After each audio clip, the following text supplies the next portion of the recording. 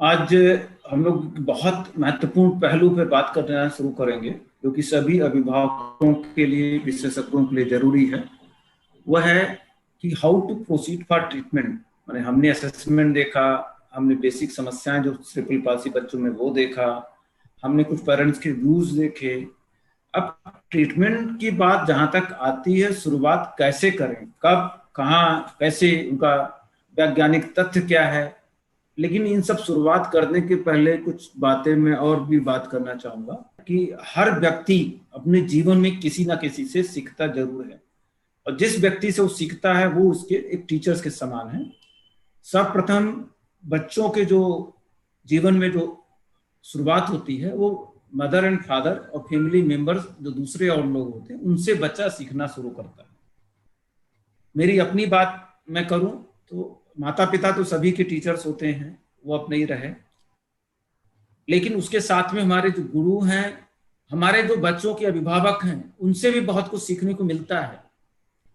और हमारी पूरी टीम जो त्रिशला फाउंडेशन की है, एक दूसरे से डिस्कस करते हैं, तो उनसे भी एक दूसरे हम लोग सभी सीखते हैं। सभी को बहुत हैप्पी टीचर्स डे के लिए बहुत बहुत शुभकामनाएं।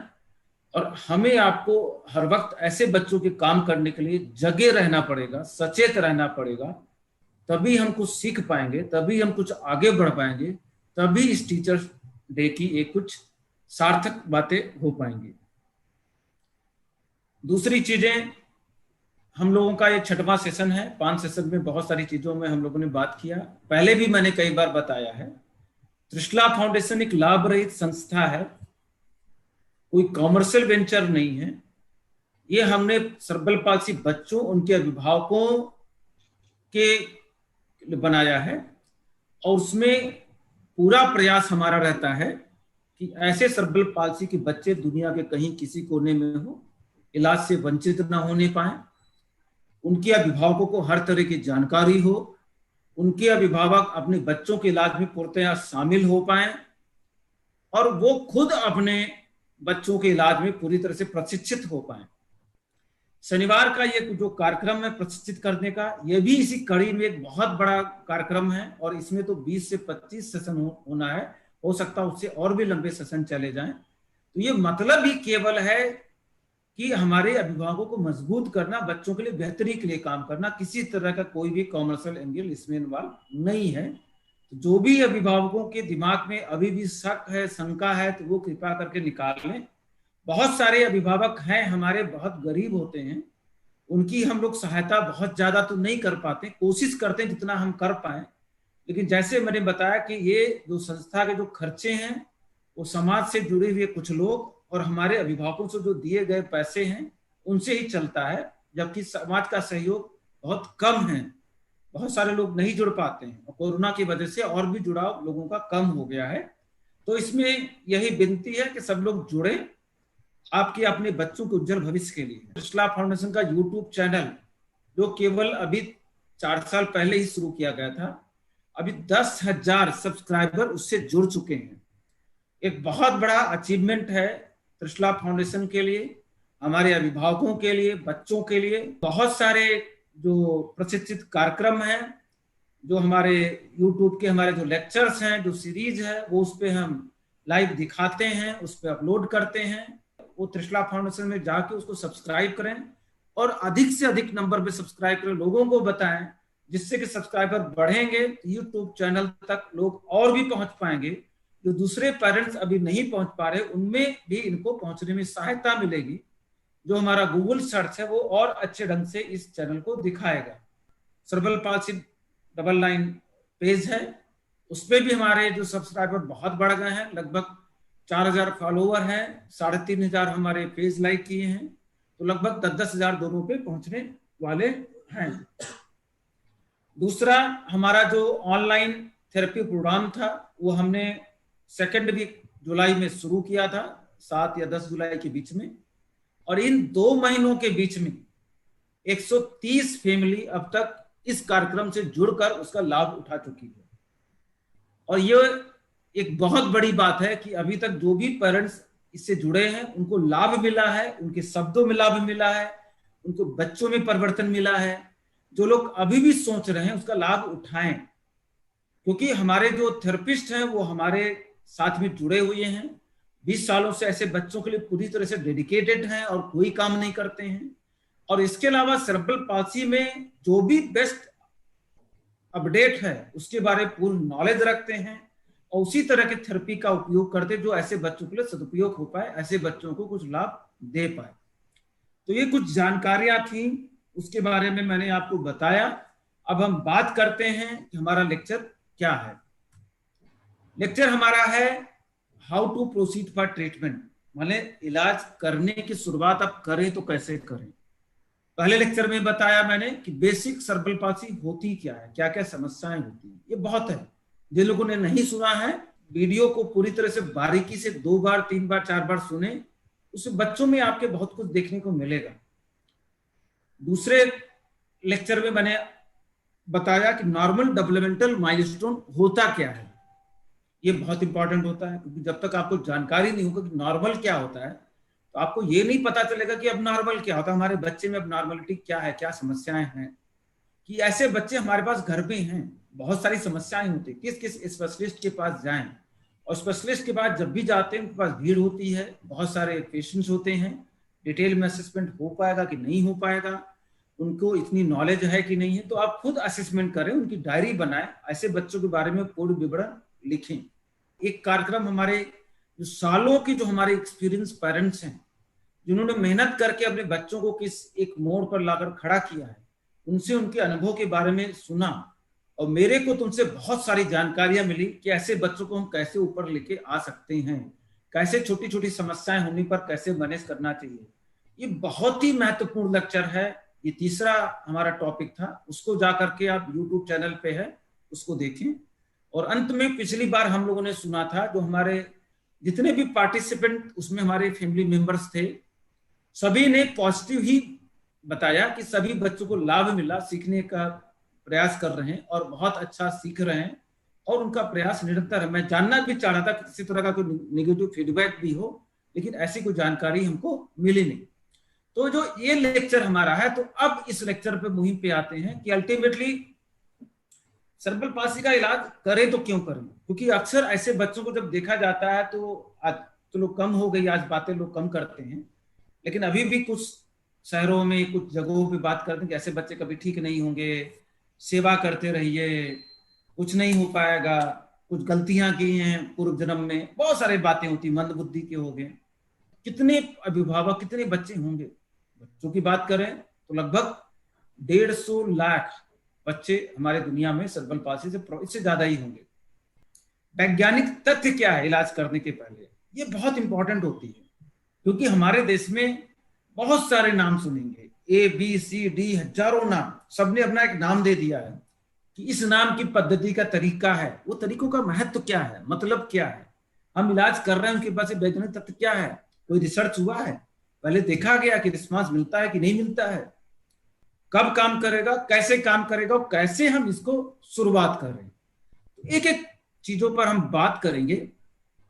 फेमस पर्सनालिटीज की बात करें, उन्होंने एक अष्टावक्र गीता लिखा, और जो हमारे राजा जनक थे उनके दरबार में पहुंचे, बहुत ऋषि मुनि वहां पे थे, लोगों ने हंसकर इनका मजाक उड़ाया, इनके अष्टभंग चारों तरफ तो हाथ पैर सब मोड़े हुए हैं, ये क्या हम लोगों से शास्त्रार्थ करेंगे। तो उन्होंने एक ही तत्व बोला था कि जिस समाज में, जिस सभा में केवल चमड़ी वाले लोग ही बैठे होंगे, वो ऐसे व्यक्तियों के बारे में क्या जाने। और शास्त्रार्थ करके लोगों ने उनको, अष्टावक्र जी ने लोगों को हरा दिया और उनको साबित कर दिया, इनको खुद को सेरेब्रल पाल्सी थी, कि सेरेब्रल पाल्सी के बच्चे मंदबुद्धि के नहीं होते हैं, परसेंटेज होता है, बहुत सारी समस्याएं होती हैं। एक नाम सुना होगा स्टीफन हॉकिंग का, उनको मोटर न्यूरॉन डिजीज, अभी कुछ साल पहले उनकी डेथ हुई, यूके में थे। उनका ब्रेन काम करता था, उनकी ब्रेन में बहुत सारे इलेक्ट्रोड लगा करके उनके जो सोचते थे कंप्यूटर पे उनकी राइटिंग की जाती थी। और आज उनके नाम से बहुत सारी बुक्स हैं, बहुत सारे रिसर्च हैं, जिनका कि अभी भी कोई तोड़ हमारे पूरे वैज्ञानिक लोग हैं पूरे विश्व के, अभी भी काट नहीं पाए। हमारे नेपाल के झमक घिमरे जी हैं, उनका हाथ काम नहीं करता है, पैरों से लिखते हैं वो, बहुत सारी किताबें लिखी हैं, पेंटिंग किया है। क्रिस्टी ब्राउन जी हैं, वो बहुत अच्छे लेखक हैं, आयरलैंड के हैं, और सेरेब्रल पाल्सी वो भी पैरों से लिख पाते हैं। एक हमारी जो स्पास्टिक सोसाइटी ऑफ इंडिया है, इनके जो चीफ एग्जीक्यूटिव ऑफिसर, उनको खुद को सेरेब्रल पाल्सी था। आकांक्ष गुप्ता जी हैं, हमारे जौनपुर के ही हैं, उन्होंने पीएचडी किया और जेएनयू से, दिल्ली की यूनिवर्सिटी से किया, अब वहीं पे जॉब कुछ काम कर रहे हैं। इसके अलावा जय छनियारा का नाम सभी सुना हुआ, पिछली बार की टॉक में हमारे साथ आए थे, वो राजकोट के हैं, एक फेमस कॉमेडियन है, अच्छी आवाज है, लोगों को मंत्रमुग्ध करते हैं और सभा को इकट्ठा कर लेते हैं, लोगों को जोड़ लेते हैं। उनको भी सेरेब्रल पाल्सी है, वो कभी अपने पैरों पे खड़े होकर नहीं चलते थे। त्रिशला फाउंडेशन आया, 9 महीने रुके, अपने पैरों पे चलते हैं। एक मिस्टर अजीत शेखावत जी हैं, वो चार्टर्ड अकाउंटेंट हैं, हमारे जो सक्षम ऑर्गेनाइजेशन है उसको ट्रेजर हैं, थे शायद, हैं भी। हमारे लेख जो अभी एक्सपायर हो गए, मिस्टर बसंत देवधर जी, मनोहर देवधर जी, वो हमारे आकाशवाणी में प्रोग्राम कोऑर्डिनेटर, बहुत ही एक्टिव पर्सनालिटीज, 55 साल की उम्र में उनका अभी डेथ हुआ है। तो बहुत सारे नाम हैं, नाम लेना शुरू करेंगे, हजारों नाम हैं, अच्छे अच्छे काम करके गए, अभी भी काम कर रहे हैं। तो सेरेब्रल पाल्सी को कभी भी हम मंदबुद्धि लेकर नहीं चलना है, और जन्म के समय से किसी भी बच्चे का आईक्यू नहीं सेटल किया जा सकता है। उम्र के साथ उसका क्या मस्तिष्क का विकास होता है उस पर निर्भर होता है। मंदबुद्धि केवल 30 से 40% बच्चों में पाई जाती है। हमारा गोल्डन पीरियड होता है 6 महीने से 4 साल की उम्र। तो 80% से ज्यादा बच्चे समाज की मुख्य धारा से जुड़ सकते हैं, उनका जीवन अच्छी गुणवत्ता वाला हो सकता है। जो बच्चे अपने पैरों पे खड़े होकर के चल लेते हैं, वो छड़ी के सहारे हों, एल्बो क्रचस पे हों, वॉकर पे हों, वैसे चलने वाले बच्चों की जो उम्र होती है वो सामान्य होती है, जितनी हमारी आपकी होती है, 60 साल, 70 साल, 80 साल। 60% बच्चे पूरी तरह से स्वतंत्र चल सकते हैं बिना किसी सहारे के, ना छड़ी, ना एल्बो क्रचेस, कुछ भी नहीं जरूरत पड़ती है। 20% बच्चों को एल्बो क्रचेस, छड़ी की जरूरत पड़ती है, और 20% बच्चों को व्हीलचेयर की जरूरत पड़ती है। ये तथ्य है, अब तक का जो हमारा वर्ल्ड का रिकॉर्ड है उसमें पाया गया है। 20 से 30% बच्चे हैं, उनको सेवा की जरूरत पड़ती है, लेकिन 70% से 80% बच्चे इंडिपेंडेंट हो सकते हैं, खुद काम कर सकते हैं। उनको इंडिपेंडेंट बनाना है, हमारी कोशिश सभी की है, लेकिन कोशिश करने के बावजूद 20% बच्चे जिनका मस्तिष्क बहुत डैमेज है, उनको कुछ हमें सेवा देने की जरूरत पड़ती है, अदरवाइज वो इंडिपेंडेंट हो सकते हैं। ये सभी बच्चे अपने समाज के एक महत्वपूर्ण सदस्य हो सकते हैं, वो डॉक्टर्स बन सकते हैं, इंजीनियर बन सकते हैं, सब काम कर सकते हैं, अपना प्रोफेशन जो भी उनको दे सकते हैं। उनकी शादी हो सकती है, उनका परिवार चल सकता है, उनके बच्चे हो सकते हैं, उनके रिटायर हो सकते हैं, और वो अपना घर द्वार प्रोफेशन तक चला सकते हैं, चलाते हैं, चला रहे हैं। अब सेरेब्रल पाल्सी की बात आती है कि कोई इसका इलाज नहीं होता, सेरेब्रल पाल्सी कोई बीमारी नहीं उसका इलाज कर दिया जाए। इनको सहायक उपकरण, दवाइयां, थेरेपी, सर्जरी से शारीरिक कौशल, दुनिया के संवाद करने की क्षमता करने में इनको मदद मिल सकती है, मतलब समाज से जुड़ सकते हैं। अब समस्या आती है कि जैसे जैसे बच्चे बढ़ते चले जाते हैं तो क्या बदलाव बच्चों में आता है। बच्चा पैदा होता है, लगभग नॉर्मल लगेगा, अब नॉर्मलिटी बहुत कम जन्म के समय नजर आती है, 3 महीने, 4 महीने, 6 महीने पे अब नॉर्मलिटी नजर आने लगती है। पूरी तरह से पहचान करना कि इसको सेरेब्रल पाल्सी, हमको 6 महीने से 9 महीने लग जाते हैं, लेकिन 30-40% बच्चों में जल्दी हम लोग पहचान लेते हैं हाई रिस्क देखने के बाद। धीरे धीरे प्रोग्रेस करते जाते हैं बच्चे, 6 साल की उम्र में लगभग मैच्योर्ड हो जाते हैं, अच्छी एक्सरसाइज करें तो इंडिपेंडेंट भी हो सकते हैं। उनकी हाइट बढ़ती है, वेट बढ़ता है, ग्रोथ स्पर्ट आता है 9 साल, 10 साल, 11 साल की उम्र में। तो जब ग्रोथ स्पर्ट आने लगता है तो वो तेजी से बढ़ते हैं, लेकिन एक बार वेट बढ़ेगा, हाइट बढ़ेगा तो डिटेरियोरेशन भी आ जाता है, क्योंकि पैरों में तिरछापन, वजन बढ़ जाता है, शरीर पे कंट्रोल नहीं रह जाता है। लेकिन जो बच्चे चलते फिरते नहीं हैं, सहारों के साथ चलते हैं, उनमें एक उम्र के बाद थोड़े से हेल्प की जरूरत पड़ती है। जो बच्चा छड़ी से चलता है, हो सकता है एल्बो क्रचेस की जरूरत पड़े 15 साल की उम्र के बाद। जो बच्चा एल्बो क्रचेस से चलता है उसको वॉकर की जरूरत पड़े, जो वॉकर से चलता है उसको व्हीलचेयर की जरूरत पड़ सकती है। वो कई सारी चीजें होती हैं, क्योंकि मसल वीकनेस, वजन का बढ़ना, हार्मोनल चेंजेस, हाइट का बढ़ना, इन चीजों पर हमें गौर करके रखना है, परेशान नहीं होना है। उन चीजों को हमें मैनेज करना है और ठीक करते रहना, बीच बीच में दिखाते रहना किसी भी डॉक्टर को कि जो भी इलाज हम शुरू करेंगे उसका साइंटिफिक बेसिस क्या होता है। सबसे पहले चीज हम ये बात करेंगे कि अक्सर ये देखा गया, हम बोलते हैं कि जो छोटी उम्र के बच्चे होते हैं उसमें लाभ अच्छा मिलता है। मिलता क्यों मिलता है, क्या कारण है? वो कारण है न्यूरोप्लास्टिसिटी। न्यूरोप्लास्टिसिटी होता क्या कि खुद को ढालने की मस्तिष्क की क्षमता। मान लिया मस्तिष्क में 1 मिलियन सेल्स हैं, 10,000 सेल्स हमारे तो जन्म के समय प्रॉब्लम्स आई, डैमेज हो गई है, तो उनके जो कार्य हैं उन कार्य को कौन करेगा? जो हमारे ब्रेन में जो नॉर्मल डोरमेंट सेल पड़ी है, जो सो रही है, वो जग करके उनको मॉडिफाई कर लेती है, वो एक्टिव हो जाते हैं, ये होता है। तो न्यूरोप्लास्टिसिटी का मतलब क्या होता है? अपने महत्वपूर्ण कनेक्शन जो ब्रेन के हैं फिर से संगठित कर लेना, उनको बदल लेना और मजबूत करके मस्तिष्क की कार्य प्रणाली को दोबारा शुरू करना, इसको न्यूरोप्लास्टिसिटी बोलते हैं। क्या न्यूरोप्लास्टिसिटी केवल जन्म के समय होता है? यस, जन्म के समय से लेकर के 4 साल की उम्र तक ज्यादा होता है। जन्म के समय से 2.5 साल सबसे ज्यादा होता है, 4 साल तक वैसे होती है। एडल्ट्स में भी होता है, लेकिन उनकी जो स्पीड्स होती हैं, जो फ्रिक्वेंसी होती है, जो थ्रेशोल्ड वैल्यू बहुत कम होती है। क्योंकि अक्सर देखा गया जो लोगों को ब्रेन स्ट्रोक होता है, ब्रेन में ब्लीडिंग बड़े लोगों की हो जाती है, उनकी भी रिकवरी होती है, उतनी नहीं होती जितनी बच्चों में होती है, क्योंकि बच्चों में अडॉप्टेबिलिटीज बहुत अच्छी होती है। तो जब भी मस्तिष्क घायल होता है या सामान्य रूप से नहीं बढ़ता है, न्यूरॉन क्षतिग्रस्त हो जाते हैं। प्रत्येक बच्चे के मस्तिष्क में लगभग 10,000 लाख न्यूरॉन्स ब्रेन में होता है, और बहुत सारे न्यूरॉन्स को हमको जरूरत ही नहीं पड़ती, वो डॉर्मेंट होकर के ब्रेन में पड़े रहते हैं।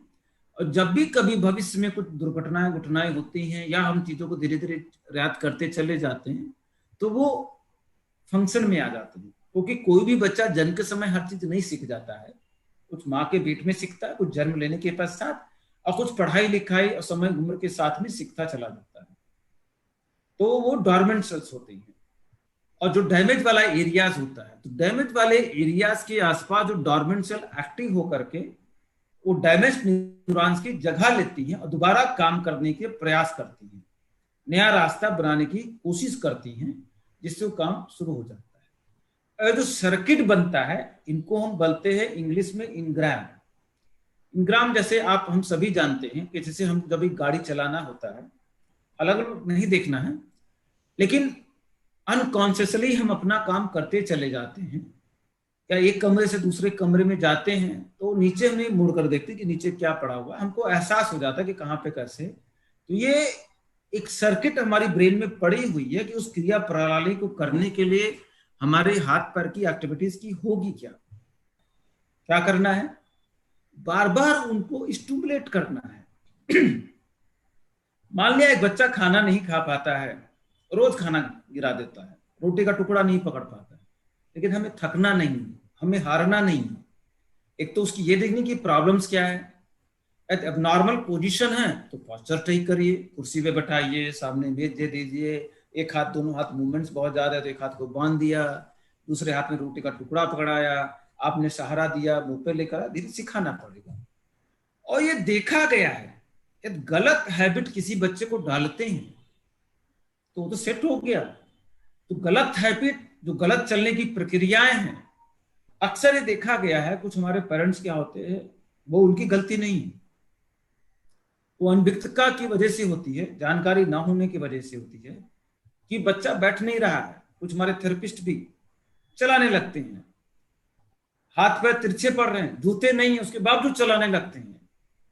बच्चा तो कोशिश तो भी पूरी करेगा, आप भी कोशिश कर रहे हैं, लेकिन जो उसका पैटर्न है वो गलत डेवलप कर लेगा, और गलत डेवलप की गई पैटर्न को जल्दी समाप्त करना पॉसिबल नहीं हो पाता है।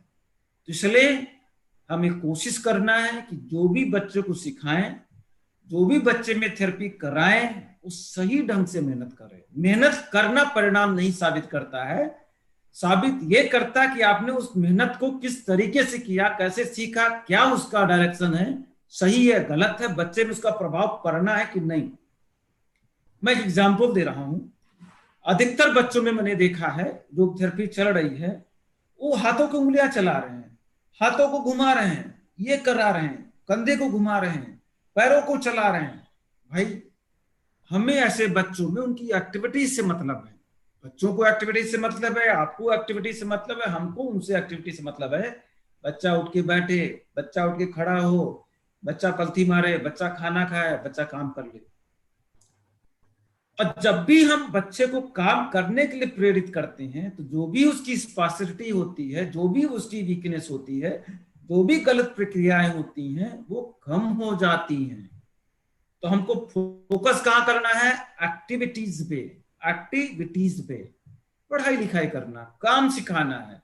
हाथ की उंगलियों को मत चलाइए, पैरों की उंगलियों को मत चलाइए, क्यों समय बर्बाद करते हैं। और कुछ सालों के बाद बच्चा इरिटेट होने लगता है, फिर वो एक्सरसाइज नहीं कराना चाहता है, और आप खुद परेशान हो जाते हैं। अल्टीमेटली आपको खुद को इरिटेशन लगता है। हमने जैसे बताया 4 साल बच्चों के लिए बहुत इंपॉर्टेंट होता है, शुरुआती गोल्डन पीरियड होता है। तो जिनके बच्चे छोटे हैं, अभी भी समय है, जग जाएं। ऐसा ना हो कि 4 साल निकल जाएगा। मेहनत करें, काम करें 4 साल का उम्र, क्योंकि 4 साल न्यूरोप्लास्टिसिटी के उपयोग का सबसे गोल्डन पीरियड होता है, आदर्श समय होता है। जैसे मैंने बताया कि हाथ पैर की कसरत नहीं, स्किल दिखाना है। स्किल क्या होता है? एक काम ड्राइंग करना मतलब नहीं लिख पाता, एक लाइन खींचना सीख गया ना, दूसरा लाइन खींचना वो सीख गया, कुछ दिन बाद गोला बनाना। आ लिखने के लिए आ गोला बन करके कोई बच्चा नहीं सीख जाता है, पहले लाइन बना के सिखाया जाता है, फिर इसको धीरे धीरे बनाया जाता है। उसी तरह से एक एक सिंगल स्किल को लेकर के बच्चों को सिखाना है। पहले मोटा सामान पकड़ाना, फिर फाइन सामान। तो स्किल बेस्ड जो ट्रेनिंग होती है, उससे ठीक होने की संभावना बहुत अच्छी होती है। कम उम्र में इलाज बहुत अच्छा होता है। जितनी जल्दी शुरू करेंगे, उतना हमारा डोरमेंट सेल एक्टिव होगा, उतना अच्छा होगा। कितनी भी डिसेबिलिटी हो, मेरा अपना 16 सालों का एक्सपीरियंस है, 50,000 बच्चे मैं देख चुका हूं, 10,000 बच्चे इलाहाबाद से मैनेज होकर के गए हैं। रेयरली पेरेंट्स मिलते हैं, बच्चे मिलते हैं जिनकी मस्तिष्क बहुत क्षतिग्रस्त है, उसमें ईश्वर का दिया हुआ, हम उसमें कुछ नहीं कर सकते। अन्यथा कोई भी बच्चा ऐसा नहीं मिला जिसमें ठीक ना हो, बेहतर ना हो। ठीक होना सर्बल पासी नहीं, लेकिन बेहतर वर्ड हम लोग इस्तेमाल करते हैं। हम लोग जब भी बात करेंगे तो बेहतर होने के लिए बात करें, ना कि ठीक होने के लिए, क्योंकि वो संभावनाएं बहुत नगण्य होती है, पूरे जीवन पर्यंत सर्बल पासी रहता है। ये देखा गया है कि जिन बच्चों में केवल जनरल नॉर्मल ट्रेडिशनल एक्सरसाइजेस कराई जाती, कोई स्किल नहीं सिखाई जाती है, वो बच्चे उम्र बढ़ने के बाद किसी तरह के कोई स्किल डेवलपमेंट नहीं कर पाते। अभी पिछले ही वेबिनार में हमने सुना, एक पेरेंट्स ने बताया कि 2 हफ्ते में ही उसके चेहरे पे क्या फर्क पड़ा। एक दूसरे पर 1 महीने के अंदर बच्चे में बहुत सारा इंटरेक्शन बढ़ गया, मदर फादर को पहचानना, और ये बढ़ता है। आप बातें तो करिए, आंख में आंख मिला के देखिए, खिलौने दिखाइए, इंटरेक्शन कराइए, बच्चों में फर्क पड़ता है। और ये काम हमने नहीं करा, स्किल डेवलपमेंट नहीं करा, तो बाद में जो स्किल डेवलपमेंट की कौशल होती है वो खत्म हो जाती है। 4 साल से 6 साल पर नॉर्मल स्कूलिंग में बच्चों को डालना जरूरी है। जो बच्चे मान लिया कि वीक हैं, मांसपेशियों की ताकत बढ़ाने के लिए कसरत कराइए। बड़े बच्चों को जिम ज्वाइन कराइए, जिनकी ताकत है चलते लेकिन वीक फील करते हैं, जिम ज्वाइन कराइए, और उनको प्रोटीन, उनको कैल्शियम, विटामिन डी, उनको और सप्लीमेंट जो देना चाहिए उसको दीजिए। प्रत्येक कौशल के अभ्यास बहुत विशिष्ट होने चाहिए, सामान्य नहीं होने चाहिए। अक्सर अधिकतर पेरेंट्स को जब मैं बोलता हूं कि आप ऑनलाइन थेरेपी ज्वाइन करिए, तो लोगों को लगता है कोई कॉमर्शियल वेंचर इन्वॉल्व होगा। मैं यहाँ सेंटेंस इस्तेमाल कर रहा हूं कि प्रत्येक कौशल का अभ्यास बहुत विशिष्ट होना चाहिए। तो ऐसे बच्चों में जो थेरेपी है, जो ट्रेनिंग है, बहुत ही स्पेशल होना जरूरी है। इस बच्चे को इतनी समस्याएं हैं, केवल बच्चा एड़ी उठा के चल रहा है और सब कुछ नॉर्मल है, तो हम बच्चे के साथ 6 घंटे क्यों मेहनत करें? केवल उसको एड़ी उठाने की जो समस्या है उसको कंट्रोल करने की कोशिश करें। बच्चे को उसको अपना खुला समय दें, एंजॉय करे, पढ़ाई लिखाई करे, अपने भाइयों बहनों के साथ घूमे, समय उसमें वेस्ट ना करें, जो कि थेरेपी उसकी जरूरत नहीं। जिस बच्चे को केवल हाथ पे प्रॉब्लम्स है, केवल हाथ पे फोकस करें, क्यों पे पैर पे काम कर रहे हैं? उसका भी एक जीवन है, उसका भी जीवन एंजॉय करने का समय उसको मिला है, ईश्वर ने दिया हुआ है, उसको एंजॉय करने दीजिए, उसको खिलौने ला के दीजिए, बच्चों के बीच में छोड़िए, बातें करिए, टीवी दिखाइए, बाहर लेके जाइए। ये सब चीजें बहुत जरूरी होती है। और जो भी स्किल डेवलपमेंट कराना है उसके लिए रिपीटिशन बहुत इंपॉर्टेंट है। रिपीटिशन बार बार कराना है जब तक पूरी तरह से मैच्योर्ड नहीं हो जाता है। हो सकता है उसको 6 महीने लगे, हो सकता है साल भर लगे। एक तरीका होता है CIMT बोलते हैं, कांस्टेंट इंस्टीट्यूट मोशन थेरेपी होता है। उसमें क्या होता है, जो हमारा हाथ काम नहीं करता है उससे काम करवाते, जो हाथ काम करता है उसको बांध देते हैं, जो हाथ नहीं काम करता उसको काम करने के लिए प्रेरित करते हैं। कई घंटे, 3 घंटे, 4 घंटे, 24 में काम करा, 4 घंटे बाद खोल देते हैं और फिर बोलते हैं दोनों हाथ से बच्चे काम करो। और उस हाथ को केवल हेल्पिंग हैंड की तरह काम करते हैं। सिखाते सिखाते 3 महीने भी प्रेरित कर ले, बच्चे को काम करा ले, तो मैं आपको एश्योर कर सकता हूं कि बच्चे का जो हाथ काम नहीं करता था वो भी अच्छे ढंग से काम करेगा। एक छोटी सी चीज है, लेकिन इसमें भी बहुत फाइन चीज है, वो केवल थेरेपिस्ट ही बता सकते हैं। आपको उसकी समस्याओं को देखने के बाद ही देखना पड़ेगा। विदेशों में जाएंगे, बड़ी बड़ी कंट्रीज में जाएंगे, वहाँ फाइनेंशियल इश्यूज हैं, वहाँ पे थेरेपिस्ट के चार्जेस बहुत ज्यादा हैं, डॉलर्स, हंड्रेड्स ऑफ डॉलर्स में होते हैं। उनका जो थेरेपी का सेशन होता है वंस इन वीक होता है, लेकिन जो होना चाहिए वो नियमित होना चाहिए, हफ्ते में 6 दिन में बोलूंगा। और उसको कई पार्टों में हमने बांटा है। एक तो होता है इनिशियल पीरियड, इंटेंसिव थेरेपी नाम दिया गया है, मतलब विगरस एक्सरसाइज। विगरस मतलब बच्चे को परेशान नहीं। 24 घंटे का समय है, आधे घंटे का दिन में 3 बार का समय दीजिए। एक बार थेरेपी कराएं, एक बार एक्टिविटीज कराएं, एक बार बैलेंसिंग कराएं और फिर एंजॉय करने दें उसको। तो सफिशिएंट टाइम उसको देना बहुत जरूरी है और नियमित होना जरूरी है। जब तक पुनरावृत्ति कार्य की नहीं होगी तब तक नहीं होगा, क्योंकि ये बच्चे अक्सर थक जाते हैं। क्यों थक जाते हैं? कि मांसपेशियां वीक हैं, इनकी मेटाबॉलिक एक्टिविटीज बहुत ज्यादा होती है, एनर्जी एक्सपेंडिचर ज्यादा होती है, तो उनको न्यूट्रिशन भी उस हिसाब से देखना पड़ेगा कि वो थके नहीं। थके तो रुक करके एक्सरसाइज कराना। टाइम फ्रेम क्या होना चाहिए? सीखने के विभिन्न चरणों के द्वारा प्लास्टिसिटी के विभिन्न रूप होते हैं, जैसे नया ज्ञान को सीखना, कौशल को संचालित करना, सोचे निष्पादित करें। छोटा बच्चा है, उसकी उम्र के आधार पर जो जब जरूरत वो कराना है। अब मान लिया कि 1 साल का बच्चा आपका है, उसकी गर्दन नहीं रुक रही है, तो आपको कोशिश करना कि गर्दन और कमर रुके, ना कि खड़ा करना, ना कि बैठाना, ना कि घोड़ा बनाना। गर्दन उसने रोकना शुरू कर दिया, घोड़ा उठने के बल खड़ा करना, साथ में स्टैंडिंग कराना, लेकिन उसमें फोकस नहीं करना। तो आपको सर्टेन पीरियड पे सर्टेन काम कराना है। ये नहीं कि सब काम एक साथ ही करा दिया, जो उसकी उम्र के लायक नहीं था, जो उसने अचीव ही नहीं किया, उस पर आपने फोकस कर दिया, तो आपने समय बर्बाद किया। कभी भी आप चीजों को बात नहीं पा सकते। उसके बाद बात आती है मोटिवेशन। अक्सर क्या होता है कि हम पेरेंट्स जो होते हैं, हमारे घर में 1 बच्चा 2 बच्चे हैं, दोनों वर्किंग हैं, तो ऐसे बच्चों में इरिटेशन लगता है कभी कभार कुछ लोगों को।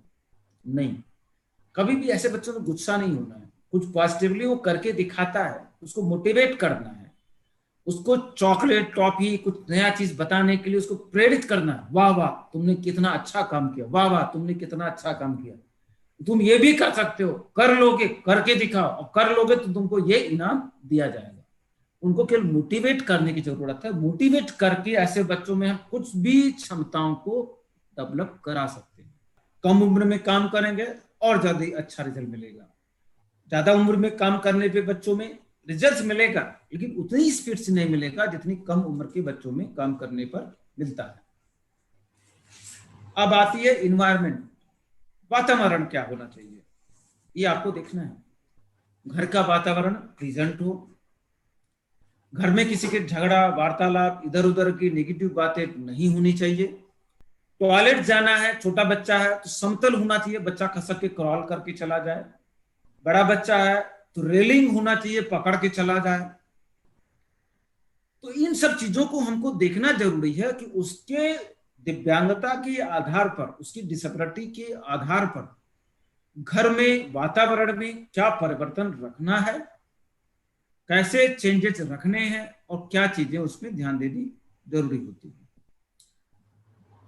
दूसरी चीजें मैंने बताया, जब भी ट्रेनिंग देना है तो बहुत ही इंपॉर्टेंट चीजों पे ट्रेनिंग देना है, क्या स्किल इंपॉर्टेंट है, और जो खराब चीजें हैं जो बच्चों के लिए नुकसानदायक हो सकती हैं, जिसे बिना सूझ के चलाना जरूरत है तो नहीं चलाना, जब तक सूझ नहीं जाएगा तब तक नहीं चलाना है। अब गलत पैटर्न में चलना शुरू करता है, उसका गलत पैटर्न उसको विकसित कर जाएगा और फिक्स हो जाएगा, बाद में ठीक करना थोड़ा सा मुश्किल हो जाएगा। तो यह सब चीजें मैंने बात किया कि अच्छी खराब क्या होती है ट्रेनिंग का, स्किल क्या होता है, किस इन्वायरमेंट में देना चाहिए, उम्र क्या होनी चाहिए, repeated intensive therapy and skill development at proper age. It is a must for the neuroplasticity. अपने सही समय पर स्किल को बार बार ट्रेनिंग देना और अच्छे वातावरण के साथ में बच्चे को मोटिवेट करते हुए तो बच्चे में कौशल का विकास किया जा सकता है और हो सकता है। सभी में नहीं, लेकिन 80% से ज्यादा बच्चों में हम लाभ पा सकते हैं। अब बात शुरू करते हैं कि कैसे ट्रीटमेंट के बारे में प्लान करें, कब करें, कैसे करें, क्या हो पाएगा। तो सबसे पहले चीज तो ये जरूरत है कंप्लीट असेसमेंट होना, बच्चे के बारे में जानकारी होना कि क्या क्या समस्याएं हैं, जो कि मैंने थर्ड लेक्चर में आपको बताया। आपने सभी जानकारियां ले ली कि क्या क्या समस्याएं हैं, लेकिन आप खुद तो इलाज नहीं कर सकते हैं। तो नेक्स्ट स्टेप आता है कि आप किसी विशेषज्ञ जो कंसल्टेंट हैं, जो स्पेशलिस्ट हैं, उनके पास जाएं, उनसे सलाह लें कि इस बच्चे में क्या क्या प्रॉब्लम्स हैं और हमें आगे कैसे बढ़ना है।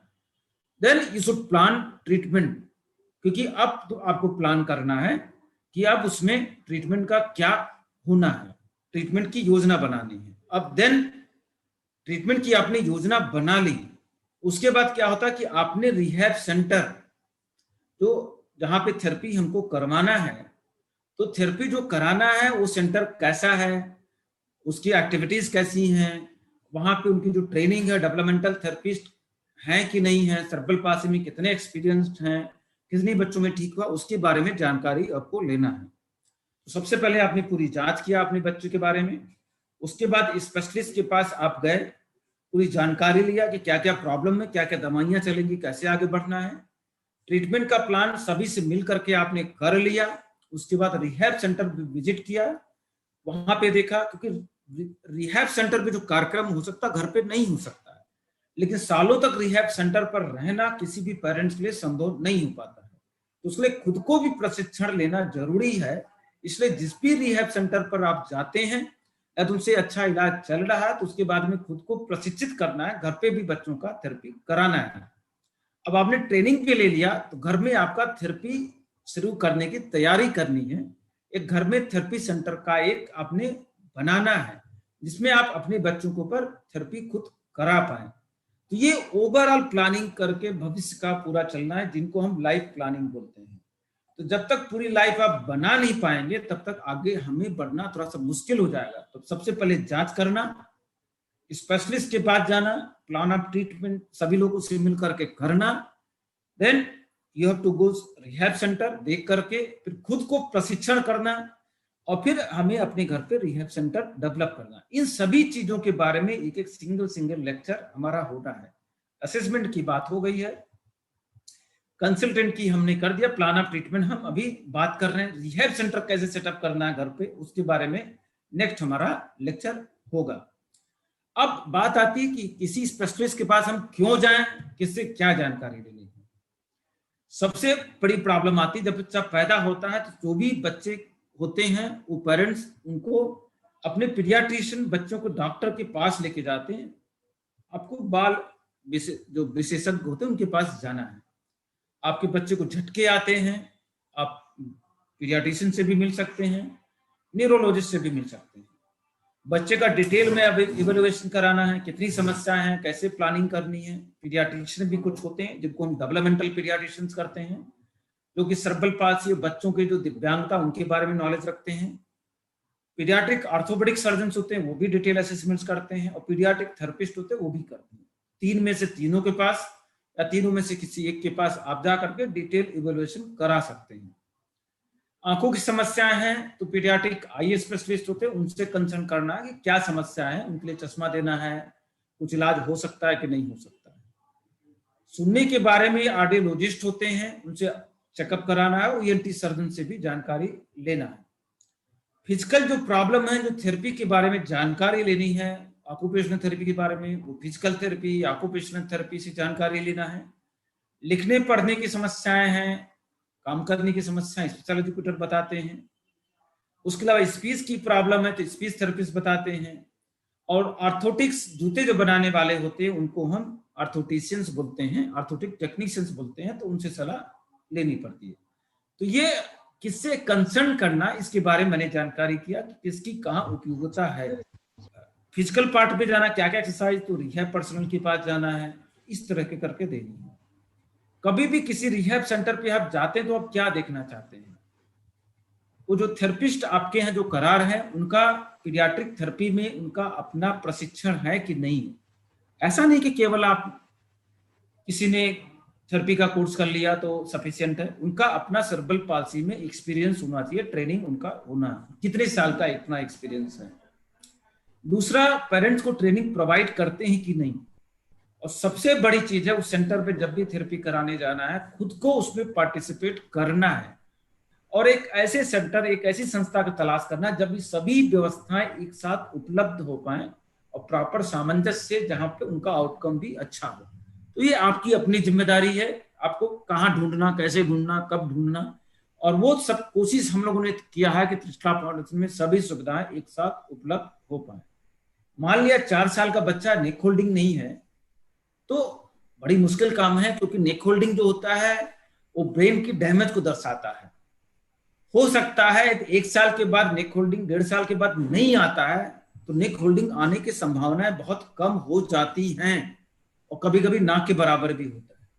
लेकिन हमें अपना प्रयास रोक नहीं देना चाहिए कि अब तो नेक होल्डिंग आना नहीं है, काम नहीं करना है, क्योंकि काम करते रहेंगे तो नेक होल्डिंग ना होते हुए बच्चा खाना खा सकता है, बच्चा कुर्सी पे बैठ सकता है, बच्चा आपसे बोल सकता है, बच्चा बातें कर सकता है, और भी बहुत कुछ एक्टिविटीज कर सकता है। तो वो चीजें हमें ध्यान देना जरूरी है। अब बात आती है, एक तो हो गया उम्र का, दूसरा बात हो गई कि क्या उसका डेवलपमेंटल माइलस्टोन कब उसने अचीव किया और अभी क्या अवस्था इस बच्चे में है। ये बहुत इंपॉर्टेंट इलाज के लिए होता है, क्योंकि उसके आगे ही हम बढ़ पाएंगे। तीसरी चीज ये जरूरी होता है कि किस तरह का सर्बल पाल्सी है, उसके किस तरह के मूवमेंट डिसऑर्डर्स हैं।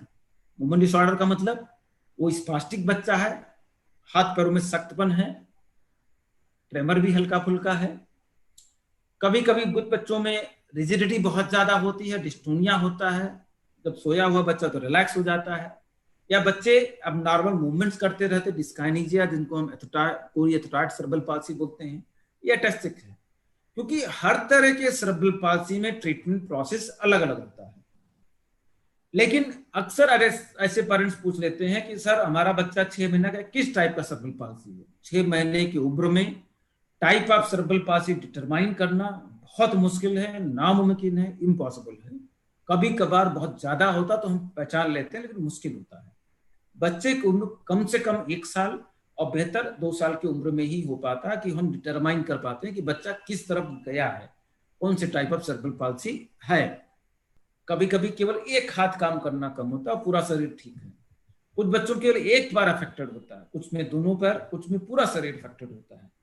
क्योंकि जो क्वाड्रिप्लेजिक्स होता है, जो पूरा शरीर प्रभावित होता है, वो सबसे सीवियर सर्बल पाल्सी होता है। एक गर्दन भी नहीं रुकती है, पूरा शरीर प्रभावित होता है, तो बच्चे को ठीक करना इम्पॉसिबल होता है। लेकिन थेरेपी को नहीं बंद करना है, क्योंकि थेरेपी करते रहने से बच्चे की इम्यूनिटीज भी बढ़ती है, बच्चे की कैपेबिलिटीज भी बढ़ती है, स्वास्थ्य बेहतर रहता है। ये अलग है कि वो चल फिर नहीं पाएगा, जो बच्चों की सेवरिटी बहुत ज्यादा है, लेकिन प्रयास कभी रोकना नहीं होता है। वो जीवन में पूरी तरह से इंडिपेंडेंट होते हैं, इंडिपेंडेंट।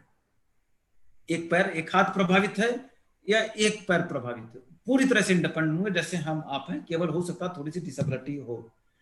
जिन बच्चों में दोनों पैर प्रभावित हैं, माइल्ड टू मॉडरेट है, वो भी पूरी तरह से इंडिपेंडेंट हो जाते हैं।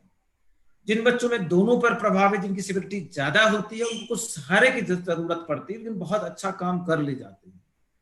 जिन बच्चों में क्वाड्रिप्लेजिक्स होता है, उनके लिए थोड़ा सहायता और लाइफ लॉन्ग उनकी नर्सिंग केयर की जरूरत पड़ती है। ये 4 चीजें आपने देखी, उम्र, बच्चे की शारीरिक क्षमता, क्या तरह का सेरेब्रल पाल्सी है, कितने लिम्स अफेक्टेड हैं। अब देखना कि शारीरिक कार्य करने में क्या बाधाएं आ रही हैं। हो सकता है हाथ लूंज हो गया है, ताकत नहीं, हाथ ऊपर नहीं उठा पा रहे हैं। हो सकता है अंगूठा अंदर हो गया है, हो सकता है बटनियर डिफॉर्मिटीज होती, तमाम डिफॉर्मिटीज होती है। तो एक होता है कि क्षमता अलग चीज है, और शारीरिक जो बनावट है, जो दिव्यांगता, वो अलग चीज होगी। क्योंकि क्या होता है, जिप्सियस 5 का मतलब व्हील चेयर पे, लेकिन व्हील चेयर पे वो भी बच्चा हो सकता है जिसमें पैर मुड़े हुए हैं। यदि उनको सीधा कर दें तो पैर में अपने पैरों पे खड़ा हो जाएगा ना, वो तो जिप्सियस 5 नहीं रहेगा वो। तो शारीरिक जो दिव्यांगता, जो मांसपेशियों में प्रॉब्लम, उसको देखना जरूरी, क्या उसको अफेक्ट कर रहा है। हमने सभी देखा, सभी लोगों ने देखा 1 2 3 4 5, 5 का मतलब व्हील चेयर, 4 का मतलब व्हील चेयर पे थोड़ा बहुत मूवमेंट कर लेता है, क्रॉलिंग, क्रीपिंग, बड़ा होकर के 6 साल की उम्र के बाद, और कोई पकड़ के चलाए तो चल लेता है। और 1 2 3 मतलब अपने आप चलता है। 1 मतलब इंडिपेंडेंट, 2 मतलब छड़ी, 3 मतलब वॉकर, और बहुत ज्यादा चलने पे थोड़ा सा मैनुअल व्हील चेयर की जरूरत पड़ती है। उसके हिसाब से भी हम ट्रीटमेंट प्रोसेस करते हैं।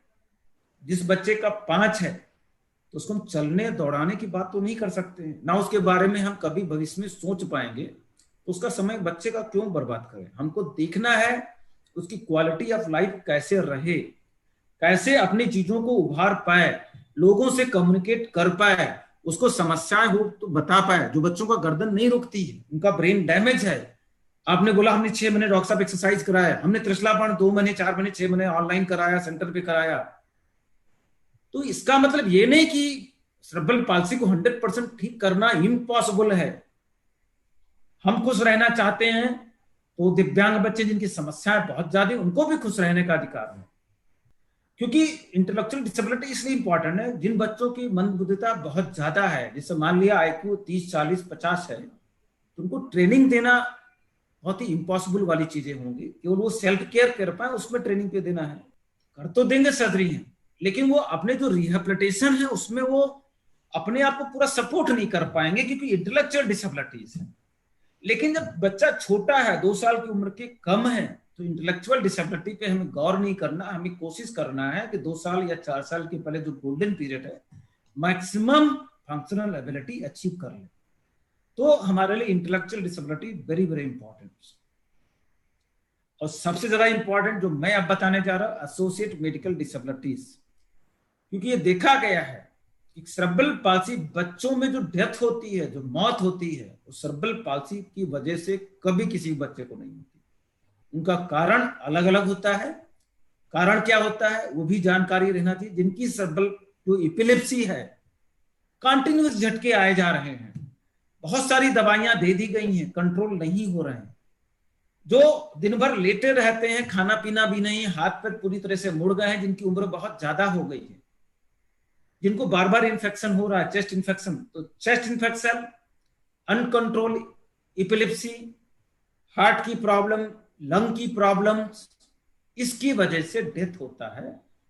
और जो शारीरिक जो उनकी दुर्घटनाएं होती हैं बहुत सारी, वो प्रोटीन मैलन्यूट्रिशन है, शारीरिक बहुत सारी दिव्यांगता ज्यादा, जिप्सियस 5 है, उन सब चीजें में होती है। तो ये हमें जानना जरूरी है। एसोसिएटेड मेडिकल डिसेबिलिटीज हैं, तो ऐसा ना हो कि थेरेपी कराने के चक्कर में हम झटके की दवाई बंद कर दें। झटकों की दवाओं को, एपिलेप्सी की दवाओं को कभी नहीं बंद करना है। प्लीज कृपया करके, जिन घरों में ऐसे बच्चे हैं, वो घर वाले, वो पेरेंट्स, उनको खुश रखिए, उनको मैक्सिमम जो दे सकते हैं देने की कोशिश करिए। आजकल के समय पे हम भी जाते, एक अच्छा पढ़ा लिखा लड़का जब आपके भविष्य में कभी हो सकता ना काम आए, तो ऐसे बच्चे तो कभी भी, वो तो आपके साथ ही रहेंगे। हमारी कोशिश है उनको अपने पैरों पे खड़े कर ले जाएं, लेकिन उनको कभी अकेला नहीं छोड़ना है, उनके सामने कभी लड़ाई नहीं करनी है। एक पूरी फैमिली को उनके साथ शामिल होना है, उनके साथ दूसरे बच्चों को भी देखना है, तो सामाजिक और पारिवारिक समस्याओं को भी नजरअंदाज नहीं करना है, लेकिन ऐसी चीजें क्रिएट ना करें जो इन बच्चों के लिए नुकसानदायक हो जाए। अब बात आती है कि ट्रीटमेंट प्रोसेस शुरू कर दिया, तो उसी में एक चीज और आती है कि ऐसे बच्चों में कूल्हे उतरने की समस्याएं बहुत ज्यादा होती हैं। ठीक है, अब कूल्हा क्या होता है, जो हमारा जंघे की हड्डी होती है, कमर से जुड़ी होती है, कूल्हे की हड्डी बोलते हैं, स्क्रीनिंग एक्सरेज भी होता है। तो कूल्हे की जो हड्डी होती है, जो GMCS 4 और 5 होता है, उसमें 70% बच्चों के कूल्हे के उतरने की आशंका बनी रहती है। जो चलने वाले बच्चे होते हैं उनमें कम आशंका होती है, जो नहीं चलने वाले बच्चे होते हैं उनमें बहुत ज्यादा होती है। मतलब जो पूरी तरह से इंडिपेंडेंट है बहुत रेयर चांसेस है। जो छड़ी एल्बो क्रचेस लेके उसमें भी 20 से 25% चांसेस होता है कि कूल्हे उतरे, और जो नहीं चल पाते उन्हें 70 से 80% चांस होता है कूल्हे उतर जाए। इसलिए अभिभावकों की जानकारी भी रहना चाहिए, क्योंकि एक बार किसी बच्चे का कूल्हा उतर गया, रोका तो जा सकता है, लेकिन जब उतर गया तो बड़ी सर्जरी होती है। एक तो बच्चे को भी खतरा, ब्लड की जरूरत, पैसा भी ज्यादा खर्चा होना है, और जो नॉर्मल प्रक्रिया में बच्चे को आना चाहिए तो वो नहीं आ पाता है। इसलिए कहा जाता जो बच्चे चल रहे हैं उनको 2 साल पे एक बार इनका एक्सरे करा करके कूल्हे का देखना है, पहले जैसे भौतिक APV कराना है। यदि नॉर्मल रहता है तो आगे बढ़ जाना है, कुछ नहीं करना है। जो बच्चे नहीं चलते हैं उसमें हर 6 महीने पे कराना है। 6 साल की उम्र में यदि नॉर्मल रहता है तो साल में एक बार कराना है। ये routine x-ray pelvis with behaviour चलता रहता है जब तक कि बच्चे मैच्योर नहीं हो जाते हैं। तो बिना किसी विशेषज्ञ के बताए हुए आप विशेषज्ञ से आपको पूछना है कि कूल्हे का एक्सरे कराने की जरूरत क्या है। यदि आपका बच्चा नहीं चलता है तो एक्सरे कराना जरूरी, जिससे कूल्हे उतरने की शंका ना बने, क्योंकि एक बार कूल्हा उतर जाता है तो उसको ठीक करना थोड़ा सा मुश्किल काम होता है। यदि हमें पता लग जाता है कि कूल्हा उतरने वाला है तो उसको रोका जा सकता है छोटी सर्जरी से। तो इसलिए कूल्हे का एक्सरे रिपीटेड बहुत इंपॉर्टेंट होता है, उसको ध्यान देना है। अब बात आती है कि क्या सेरेब्रल पाल्सी का कोई इलाज है, एनी क्वेरीज देयर। अक्सर बात आएगी, सभी पेरेंट चाहेंगे, हम भी चाहेंगे कि उसका पूरी तरह से इलाज हो जाए, डायबिटीज खत्म हो जाए, ब्लड प्रेशर खत्म हो जाए, सेरेब्रल पाल्सी भी खत्म हो जाए। लेकिन अभी तक ना तो संसार में, पूरी दुनिया में कोई इलाज बना है, ना अभी तक है, ना इस पे कोई अभी तक रिसर्च में प्रूव हुआ है कि इसका कोई पूरी तरह से इलाज है। इसमें कोई जादुई इलाज नहीं होता। उद्देश्य होती है हमारा होता है कि ऐसा व्यक्ति, ऐसा बच्चा, ऐसा इंसान अक्षमता का उस पर कम से कम असर पड़े। मतलब उसकी एबिलिटीज को बढ़ाना है, डिसेबिलिटीज को कम करना है। कभी ठीक नहीं कर सकते, कभी कोई गारंटी नहीं दे सकता, कोई वारंटी नहीं दे सकता है। कोई मैजिक आउटकम नहीं है कि आज मैंने बोला और 1 महीने में बच्चा ठीक हो गया, 2 महीने में गर्दन रुक गया और सब बहुत अच्छा हो गया। बच्चे को, आपको, पूरे परिवार को, स्कूल को लग करके मेहनत करना, तब कुछ अच्छा जाकर के मिल सकता है। अच्छा का मतलब बेहतरी, ना कि पूरी तरह से ठीक होना। एक तो था कॉग्निटिव डेवलपमेंट, संज्ञानात्मक विकास, माने समस्याओं को सीखने और हल करने की बच्चे की क्षमता। कोई समस्याएं आती है उसको कैसे हल कर पाए, समस्याएं उसको देना है, तब वो हल करने की कोशिश करे। ये काम नहीं कर कैसे कर पाएगा, उसको कॉग्निटिव डेवलपमेंट बोलते हैं, उस पर हमें काम करना है। सोशल और इमोशनल इन्वॉल्वमेंट, तभी तो मनुष्य है। ये जानवरों में भी होता है, लेकिन मनुष्य इसलिए महत्वपूर्ण है क्योंकि सोशल इमोशनल डेवलपमेंट बहुत अच्छा होता है, एक दूसरे से लगाव होता है। तो ऐसे बच्चों में हमें डेवलप कराना है, कैसे वो दूसरों से इंटरेक्ट कर पाए, कैसे खुद को कंट्रोल कर पाए, माने इमोशन, हंसना, रोना, बोलना, समझना, सोशल, दूसरों से इंटरेक्शंस करना। तीसरी चीजें आती speech and language development. Speech मतलब बोलना, माने भाषण और भाषा विकास की क्षमता को बढ़ाना, वो स्पीच थेरेपी से बढ़ाई जा सकती है। तो पहला कॉग्निटिव डेवलपमेंट होगा, दूसरा सोशल इमोशनल डेवलपमेंट हो गया, तीसरा स्पीच एंड लैंग्वेज हो गया। अब बात आती है fine motor activities. Fine motor activities मतलब हैंड की एक्टिविटीज, लिखना, पढ़ना, सामान को उठाना, चम्मच पकड़ना, किताब के पन्ने पलटना, क्रेयॉन का उपयोग करना, पेंटिंग करना, ड्राइंग करना, जो भी चीजें कर सकता फाइन मोटर वो होता है। उसके बाद ग्रॉस मोटर एक्टिविटीज, चलना, दौड़ना, भागना, उठना, बैठना। तो इस 5 स्टेप पे बच्चों का विकास हम देखते हैं और उस स्थिति पे हमको काम करना होता है और हमें ये कोशिश करना 5 में कोई चीजें छूटने ना पाए। इन चीजों को मैंने तीसरे लेक्चर असेसमेंट के लेक्चर में भी बताया था कि हमको कॉग्निटिव डेवलपमेंट में क्या असेसमेंट करना है, उन चीजों पे काम करना है। सोशल इमोशनल डेवलपमेंट में क्या प्रॉब्लम, उस पर काम करना है। स्पीच लैंग्वेज डिसऑर्डर्स में प्रॉब्लम्स, उस पर काम करना है। फाइन मोटर एक्टिविटीज में काम करना है, देन ग्रॉस मोटर एक्टिविटीज। और अक्सर क्या होता है, हम चलने फिरने उठने बैठने के चक्कर में फाइन मोटर एक्टिविटी जो सबसे महत्वपूर्ण वो उसको भूल जाते हैं। जो सोसाइटी में इन्वॉल्वमेंट है उसको हम भूल जाते हैं, वो ज्यादा हमारे लिए महत्वपूर्ण है, ना कि उसका चलना। चलना जरूरी है लेकिन इसका मतलब ये नहीं कि उसको हम भूल जाएं। इसीलिए वर्ल्ड हेल्थ ऑर्गेनाइजेशन ने आईसीएफ मॉडल दिया हर चीजों के लिए। जो भी हम बीमार पड़ते हैं, शारीरिक संरचना है, 3 चीजें बोली उन्होंने बोला आपकी जो शारीरिक संरचना की वजह से जो प्रॉब्लम्स है, मेटाबॉलिक हो सकती है, फिजिकल हो सकती है, फंक्शनल प्रॉब्लम्स होती है, जैसे ताकत कम है, स्पासिलिटी है, सेलेक्टिव मोटर कंट्रोल है। ये क्या होगा, बॉडी स्ट्रक्चर की वजह से प्रॉब्लम्स। जो हमको काम करना, फंक्शनल एक्टिविटीज करना है, पानी पीना है, उठ के जाना है, खाना खाना है, स्कूल जाना है, वो हो गया। तीसरी चीज इन्वायरमेंटल फैक्टर्स होता है, माने फैमिली, घर का वातावरण पर उसका जो दिव्यांगता है क्या प्रभाव पड़ता है, और वातावरण का दिव्यांगता पे क्या प्रभाव पड़ता है, वाइस वर्सा। तो मतलब जो हमने 5 चीजों की बात किया उन्हीं को हम 3 रूप में डिवाइड कर दिए कि शारीरिक प्रॉब्लम थेरेपी से जाएगा, एक्टिविटीज ऑफ डेली लाइफ को कैसे जाएगा, वो आपने एक्टिविटीज डेवलप करने की फोकस की। उसी के लिए हम बार बार फोकस करते कि उसको एक्टिविटीज सिखाइए। और जो हमारी बॉडी स्ट्रक्चर प्रॉब्लम में हो सकता है ना पूरी तरह से ठीक पाए, लेकिन एक्टिविटीज बच्चा सीख गया तो बहुत कुछ कर सकता है। गर्दन नहीं रुका पाता, ठीक है, हाथ से खाना खाना तो आ गया, हाथ से पलटना तो आ गया, वो चीजें महत्वपूर्ण होता है। और घर का वातावरण, घर के दूसरे बच्चों पे क्या असर पड़ता है और उन बच्चों का इस पे क्या असर पड़ता है, फैमिली मेंबर, इस पे ध्यान देना जरूरी है। तो आईसीएफ मॉडल बहुत ही महत्वपूर्ण होता है, उसको देखना हमारे लिए जरूरी होता है। तो वो दोस्तों की जरूरत पड़ती है, तो फैमिली फन फ्रेंड्स का होना बहुत जरूरी है, जिसकी वजह से हो जाएगा। अब अक्सर क्या होता है कि सेरेब्रल पाल्सी बच्चों में जब हम इलाज करते हैं, एज ए पेरेंट्स अक्सर परेशान होते हैं, डॉक्टर साहब बहुत मेजर चेंजेस नहीं आ रहा है, 6 महीने से काम करा रहे हैं, 2 महीने से काम करा रहे हैं, कैसे हो पा रहा है, क्या होगा। तो हमें ये देखना जरूरी होता है सेरेब्रल पाल्सी के बच्चों में बहुत थोड़ा सा भी सुधार बहुत ही मायने रखता है। बल्चर होता क्या कि जब बच्चा है, मान लिया कि व्हील चेयर पे था, उससे वो एल्बो क्रचेस पे आ गया, या क्रॉलिंग नहीं कर पाता था, क्रॉलिंग करने लगा, तो उस पॉजिटिव स्मॉल चीजों को हमें ध्यान रखने की जरूरत है, अपने डायरी में नोट करने की जरूरत है, उस पेरेंट्स से डिस्कस करने की जरूरत है, उसको बताने की जरूरत है, उसको मोटिवेट बच्चों को करने की जरूरत है कि देखिए ये तुमने करके दिखाया है, अब इसके बाद हम ये काम करते हैं। तो ये देखा कि even small degree of improvement makes a great difference. Getting a child to walk, be in crutches, in braces with walker is much better than having a wheelchair. ये कहा गया है कि व्हीलचेयर से बेहतर यदि बच्चा अपने पैरों पे खड़े होकर के एल्बो क्रचेस या छड़ी से चलना शुरू कर दे तो वो उसके लिए बहुत महत्वपूर्ण होता है, बशर्ते कि वो व्हीलचेयर पे रखे।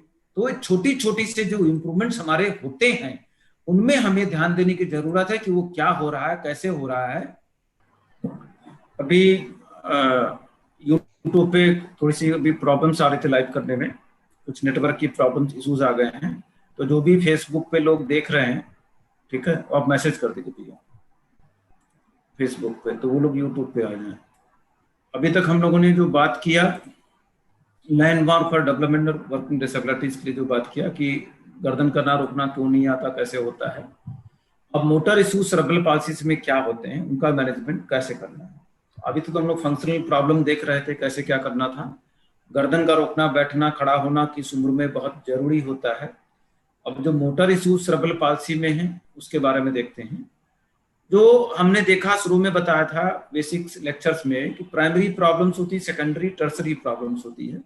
प्राइमरी प्रॉब्लम्स में क्या होता है कि अबनॉर्मल मूवमेंट डिसऑर्डर्स होता है, loss of selective motor controls होता है, lack of fine motor controls होता है, इसमें बैलेंस एंड इक्विलिब्रियम्स होता है, अबनॉर्मल मसल टोन होता है।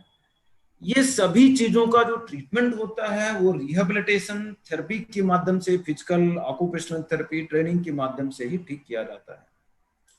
जो इसमें एक स्पास्टिसिटी या अबनॉर्मल मूवमेंट डिसऑर्डर्स हैं, थेरेपी से ठीक करने की कोशिश की जाती है, कुछ बच्चों को ब्रेस दिया जाता है। जब उनसे नहीं ठीक हो पाता तो कभी कभार हम लोग रेयरली बॉटुलिज्म टॉक्सिन का इस्तेमाल करते हैं, और कभी कभार बहुत ही रेयरली हम कुछ दवाओं का टेबलेट्स का भी इस्तेमाल करते हैं। बट दवाइयाँ जो होती हैं जो खाई जाती हैं उनके अपने साइड इफेक्ट्स भी बहुत ज़्यादा होता है। बहुत रेयरली हम लोग उसको इस्तेमाल करते हैं, कोशिश करते हैं कि उसका ना ही इस्तेमाल हम लोगों को करना पड़े।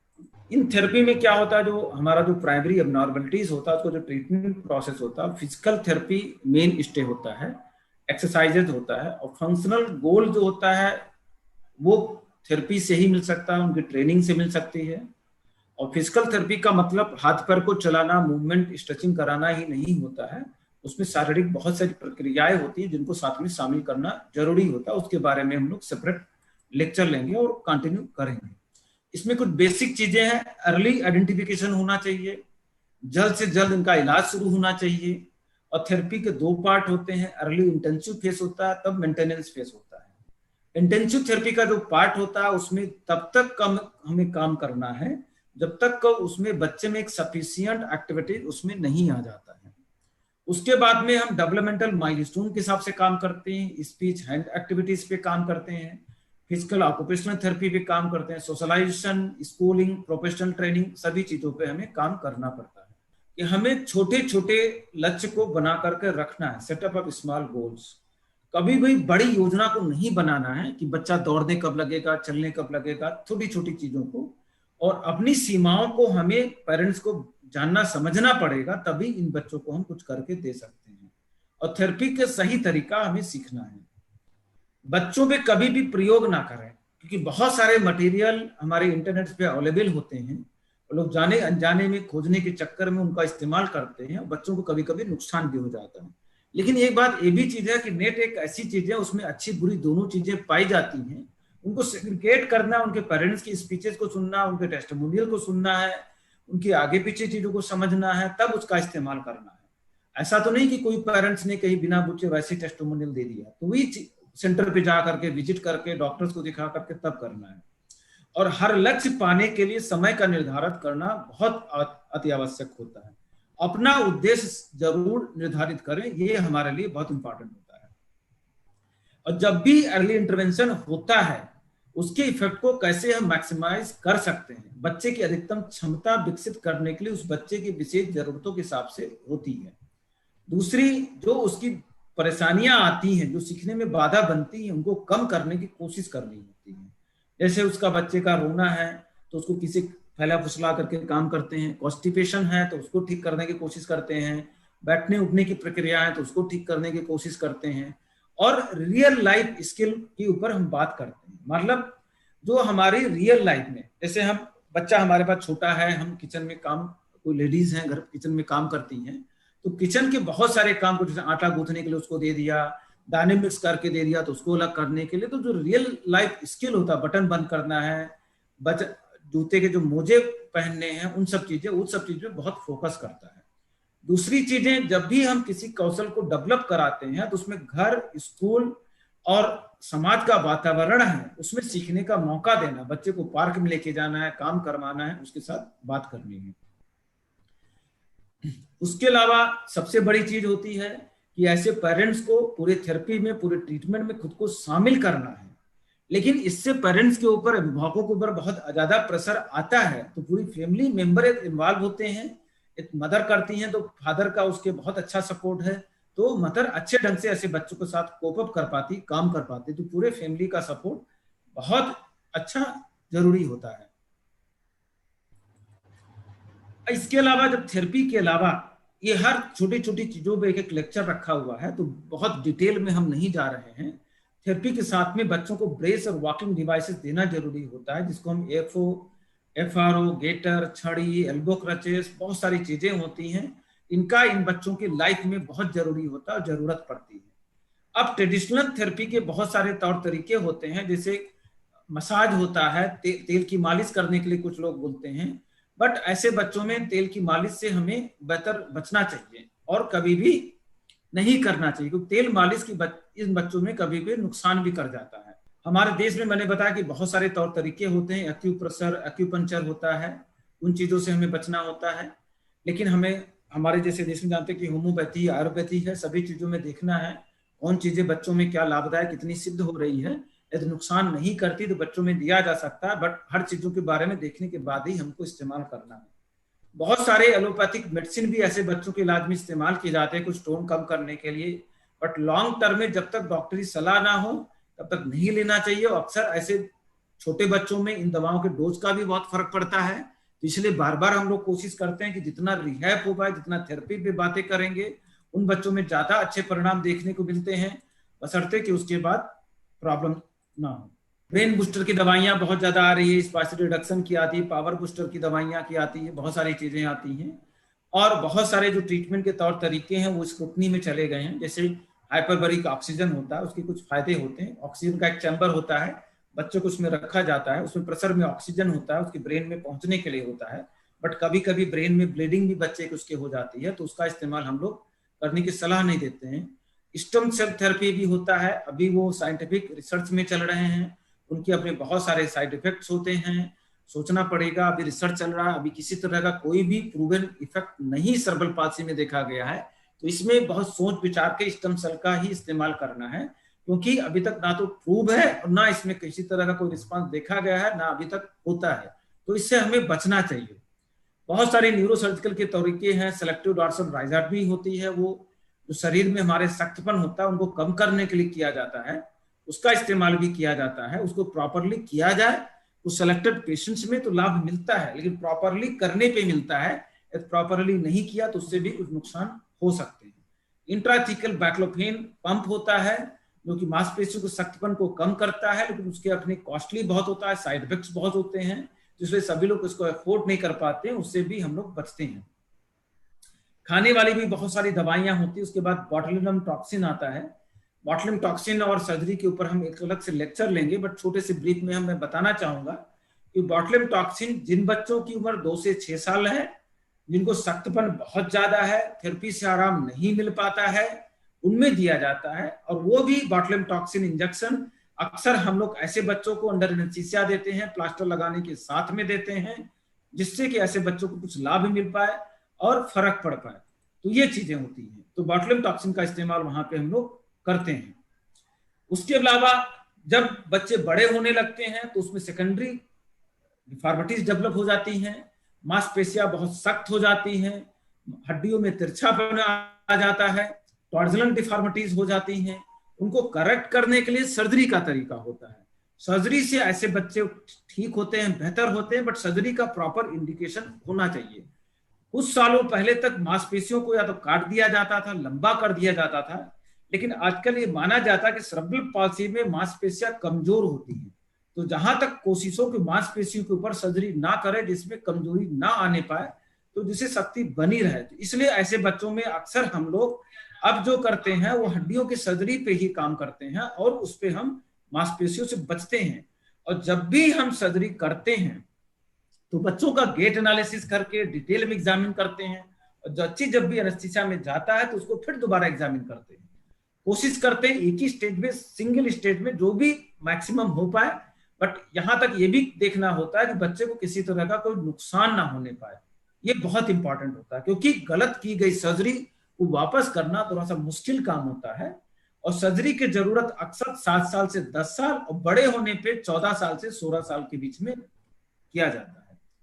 तीसरी जो प्रॉब्लम्स होती है अडॉप्टिव फिनोमेना होता है, उसको टर्सरी एबनॉर्मलिटी बोलते हैं, क्योंकि जब बच्चे चलने लगते हैं, कुछ पंजों का पंजा देखा होगा कि पंजा बाहर की तरफ चला जाता है, या एड़ी उठा के चलते हैं तो घुटना पीछे के करके चल लेता है, तो उसकी वजह से वो बच्चे में प्रॉब्लम्स आ जाती है, उसको टर्सरी एबनॉर्मलिटी होते है। बच्चा चलने की कोशिश करता है लेकिन डिसेबिलिटी आ जाती है, उसको ब्रेस से और सर्जरी से द्वारा ठीक करते हैं। लेकिन हमारी कोशिश होनी चाहिए कि जो टर्सरी एबनॉर्मलिटी है, जो अडॉप्टिव फिनोमेना हुआ, उससे हम बच्चे उसको ना होने दें, क्योंकि हो जाने पे उसको ठीक करना बहुत मुश्किल काम होता है। उसके बाद एसोसिएटेड मेडिकल प्रॉब्लम्स होती है, जैसे झटके आते हैं, उनके लिए अलग लेक्चर रखा गया है। सेंसरी प्रॉब्लम्स होती है, उसको थेरेपी के द्वारा ठीक किया जाता है। बोलने की प्रॉब्लम को स्पीच थेरेपी के द्वारा ठीक किया जाता है। मेंटल रिटार्डेशंस के लिए हम लोग पढ़ाई लिखाई पे ध्यान देते हैं। चेस्ट इम्यूनिटी है, स्लीपिंग डिसऑर्डर है, बहुत सारी समस्याएं हैं, सेपरेट लेक्चर की हम लोग बात करेंगे। इन सब चीजों के साथ में, जैसे पहले मैंने बताया कि जो भी जनरल प्रॉब्लम ऐसे बच्चों की है, उनको भी साथ में मैनेज करने पे ऐसे बच्चों में आशा से कहीं अच्छे परिणाम देखने को मिलते हैं। और हमारी कोशिश होनी चाहिए कि सब कुछ एक साथ हमारा चलना चाहिए। सीजर है तो उसको कंट्रोल करना है, खान पीन पे अच्छे ढंग से ध्यान करने की जरूरत है, वजन बहुत ज्यादा तो कम रखना, कम है तो ठीक ठाक रखना है। कैल्शियम, विटामिन डी ऐसे बच्चों को देखना जरूरी होता है, क्योंकि धूप में या बाहर जाने की प्रक्रिया ऐसे बच्चों में बहुत कम होती है। ऐसे बच्चों को मेन स्ट्रीम स्कूल में पढ़ाई लिखाई कराना चाहिए, ब्रेस देना है, वॉकिंग एड देना है, और घर में ऐसा बना के रखना बैरियर फ्री एनवायरमेंट हो। और लाइफ इंश्योरेंस और जॉब की अपॉर्चुनिटीज के बारे में भी देखने की जरूरत है। तो इन सब पूरे निष्कर्ष हमने क्या देखा पूरा, हम ट्रीटमेंट का प्लान कैसे करें, बच्चे का असेसमेंट कैसे करना है, फिर किसी स्पेशलिस्ट से जाके मिलना है, ट्रीटमेंट की प्लानिंग करना है, रिहैब सेंटर में देखना है, खुद की ट्रेनिंग लेना है, घर में एक रिहैब सेंटर तैयार करना है, और लग करके एक मेंटेनेंस और इंटेंसिव थेरेपी पे टास्क ओरिएंटेड काम कर रहा है कि इस समय सीमा पर बच्चे में क्या हमें अचीव करना उसके साथ। और बच्चे को जब भी जरूरत पड़ते वॉकिंग एड, ब्रेस, वो सब चीजें देखनी है। और हमें छोटे छोटे गेम्स पे बच्चों पे ध्यान देना जरूरी है, और एक दूसरे पेरेंट्स आपस में समूह बना करके, ग्रुप बना करके डिस्कस करना है, और भविष्य की योजनाओं पे हमें विचार करना है, जिससे पूरी लाइफ बच्चा सुकून में रहे और अच्छे ढंग से वो अपना ध्यान कर पाए। हमें सफलता तभी मिलती है जब हम हार्ड वर्क करते हैं। सेरेब्रल पाल्सी को ठीक करना, समझना किसी एक स्पेशलिस्ट, किसी एक डॉक्टर, किसी एक थेरेपिस्ट, किसी एक पेरेंट्स की बस की बात नहीं होता है। लेकिन पेरेंट्स जब सीखना चाहे तो अपने बच्चे को आसमान पे बैठा सकता है, कुछ भी करके दिखा सकता है। केवल उनको लॉन्ग लर्निंग कर की जरूरत पड़ती, लंबा समय सीखने में लगता है, डेडिकेटेड एफर्ट रखना पड़ता, कभी अपने पेशेंस को नहीं खोना है। क्योंकि अक्सर 1 महीने, 2 महीने, 3 महीने पे लोग बहुत भयभीत हो जाते हैं, डर जाते हैं और काम करना बंद कर देते हैं कि अब तो कुछ होना नहीं है। ये आप गलत सोच रहे हैं। जो भी बच्चे की उम्र ईश्वर ने दिया है, उस उम्र तक बच्चे को ठीक रखना, खुश रखना, ये हमारी आपकी जिम्मेदारी है। और इसके लिए अच्छे ऑब्जर्वेशन पावर चाहिए, स्पेशलाइज्ड ट्रेनिंग लेना है, जो कि हम लोग प्रोवाइड करते हैं। अगला सेशन जो हमारा होना है वो अभिभावकों के लिए बहुत महत्वपूर्ण है। वापस हम शनिवार को शाम 6 बजे जुड़ेंगे। उस दिन हमारे पास चर्चा करने के लिए होगा कि हमारा जो घर पे जो रिहैब सेंटर है वो कैसे बनाया जाए, क्या क्या चीजों का इंतजाम उस दिन किया जाए, और थेरेपी कराते वक्त किन किन चीजों पर ध्यान देना है। तो वो सबसे महत्वपूर्ण अब तक का लेक्चर होगा। अगले शनिवार शाम 6 बजे दोबारा हम जुड़ते हैं यूट्यूब चैनल त्रिशला फाउंडेशन के, और हमारे अपने फेसबुक पेज सेरेब्रल पाल्सी 99 पे। नमस्कार, शुभ रात्रि।